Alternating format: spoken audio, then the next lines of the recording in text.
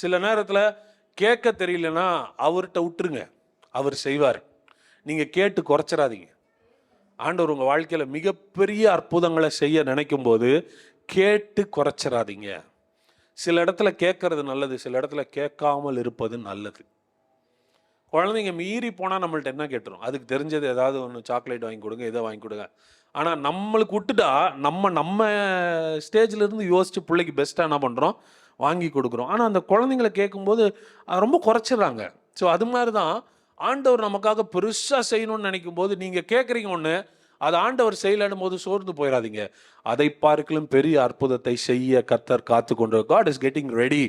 ஆண்டவர் ப்ரிப்பேர் பண்ணிட்டு இருக்கிறார். ரைட் டைம்ல உங்களுக்கு நீங்கள் நினைத்ததற்கும் வேண்டிக் கொள்ளுகிறதற்கும் மிக அதிகமாய் கர்த்தர் உங்க வாழ்க்கையில செய்து முடிப்பார். அந்த வசனத்தை வாசிங்க, எபேசியர் 3:20. கவனிங்க, நாம் அண்டர்ஸ்டாண்ட் காட்ஸ் கேரக்டர், தேவனுடைய மனதை குணாதிசயத்தை புரிந்து கொள்ளுங்கள். நாம் என்ன பண்ணுகிறதற்கும் வேண்டிக் கொள்றதுனா டாக்ஸ் அபவுட் பிரேயர். நீங்க ஜெபம் பண்றதுக்கும் நம்ம ஜெபம் வேற, அதுக்கப்புறம் நினைக்கிறதற்கும் பாருங்க, வேண்டிக் கொள்றது வேற, நினைக்கிறது வேற. நம்மளே நினைக்கிறதெல்லாம் வேண்டிக் கொள்றது இல்லை. ஏன்னா நம்மளுடைய நினைப்பு மேல நமக்கே ஒரு சந்தேகம் வருது, ஓவரா தெரியுது. நம்ம எதிர்பார்க்கறது எப்படி இருக்கு, ஓவரா தெரியுது. அப்போ நினைவு ரொம்ப பெருசா இருக்கு, அதையவே குறைச்சி தான் நம்ம என்ன பண்றோம்னா ஜெபம் பண்றோம்.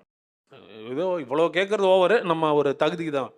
ஆனால் ஆண்டவர் எப்படியா நினைக்கிறதுக்கும் மேல ஜெபிக்கிறதுக்கும் மேலதான் கர்த்தர் செய்வாராம். நீங்கள் வேண்டிக் கொள்றதுக்கு மேல மாத்திரம் இல்ல, நீங்க நினைச்சிட்டு இருக்கீங்களே, நினைவுகளுக்கும் மேல மிகவும் அதிகமாய் கிரியை செய்கிற ஒரு வல்லமை உங்களுக்குள்ளே இருக்கிறது.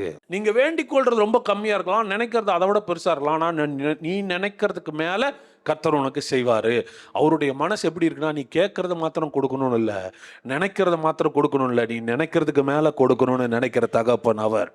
என்னுடைய நினைவுகளை பார்க்கலும் மிகப்பெரிய அற்புதங்களை தேவன் எனக்கு செய்ய விரும்புகிறார். ஸோ பர்சனலைஸ் காட், தேவனை புரிந்து கொள்ளுங்கள். இந்த ஜனங்கள்லாம் எப்படின்னா ஆளுக்கு தகுந்த மாதிரி மாறிக்குவாங்க. இன்னைக்கு ஒருத்தர் வந்து நான் ரசிக்கிறேன்னா ஓசனாமா, நாளைக்கு இன்னொரு ஆள் வந்தால் அப்படியே மாறிடுவாங்க. நீங்களும் நானும் அப்படி மாறக்கூடாது. இந்த தேவன் என்றென்றைக்கும் உள்ள சதா காலங்களிலும் நம்முடைய தேவன். என் வாழ்க்கையில் கர்த்தர் நன்மை செஞ்சால் நான் நன்றி சொல்லுவேன் பிரதர், நன்மை செய்யலைன்னா ரொம்ப சந்தோஷம் பிரதர், இதை விட நல்லதா கர்த்தர் செய்வார். இங்கே இருக்கிற உண்மையாக இங்கே இருக்கிறவங்கள்ட்ட நான் கேட்குறேன், எத்தனை பேர் ஆண்டவர் அப்படி சர்ப்ரைஸ் பண்ணியிருக்கிறார்? நான் கேட்டது கிடைக்கல, ஆனால் அதை விட பெஸ்ட்டாக கிடைச்சிருக்கு. சொல்கிறேன், அதெல்லாம் தான் சாட்சி. இனி அதை விட மேலே நமக்கு நடக்கணும். பல நேரங்களில் நம்ம ஒரு கண்ணோட்டத்தில், நம்ம ஒரு எதிர்பார்ப்பில் ஆண்டவர்கிட்ட போகிறோம். சில நேரங்களில் ஏமாற்றங்கள் வந்தது போல நமக்கு தோன்றும். ஆனால் தேவன் ஏமாந்து போக ஒரு நாளும் விடுகிறதே இல்லை.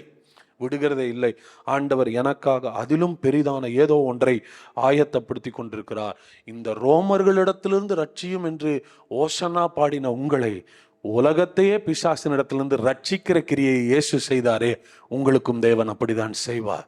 நீங்க ஒருவேளை you might be praying for the present situation. இப்போ இருக்கிற சூழல்ல எனக்கு ஒரு விடுதலை வேணும்னு நீங்கள் ஜெபம் பண்ணிட்டு இருக்கலாம். ஆனால் நான் சொல்கிறேன், உங்கள் தலைமுறையே விடுதலை ஆக்கிறதுக்கு கர்த்தர் ஒரு அற்புதத்தை செய்வார்.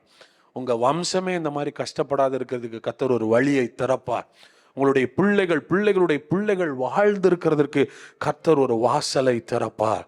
நீங்கள் தேவனை உயர்த்துகிறதுல மாத்திரம் நிலைச்சிருங்க. ஆமென்.